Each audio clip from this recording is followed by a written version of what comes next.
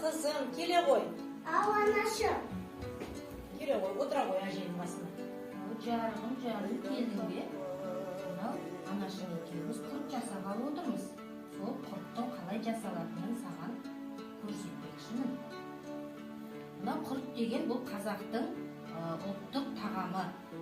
Құрт өзінің аты айтқандай кептірілген, құрғатылған сүт деген мағынаны береді. Бұл құртты ұйыған айранды ірітіп, соны сүзіп алып, осылай оған енді құрттың бала құртқа тұз қоспасақ, оның дәмі кірмейді. Сондықтан бірінші құртқа тұз қосып, оны әрі-бері араластырып аламыз. Одан кейін домалақтап, әлде сопақша қып, сықпа қып дейміз, домалақ құрт дейміз, солай ары қарай жаямыз. Бұл құрттың пайдасы өте көп. Ағзамызға пайдалы.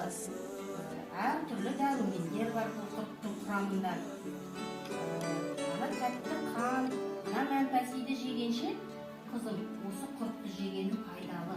Мынау аузыңдағы тістерің шірімейді. Бұның құрамында әр түрлі көп дәрумендер бар. Ал келе ғой жаным, кел, екеуміз жасайық, иә? Кел, маған көмектесесің ба жасап? Балапаным, ана қызға қырық үйден қию деген мақал бар. Далада көп ойнай бергенше, осылай анашыңа кеп құрт жасап, көмектесіп жүр жаным.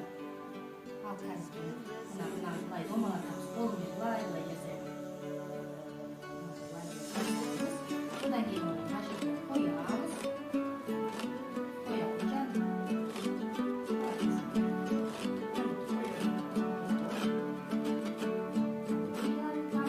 Бағып жасап отыр, мен бағып жасап отыр. Қоямыз мына жерге.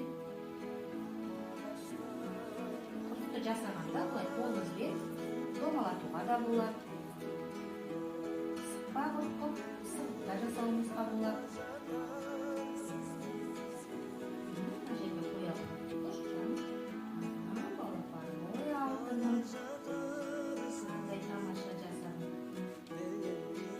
Ал енді келінжан, бұл құртымыз енді кебу керек. Бұл күннің көзіне өреге апарып қоя қой.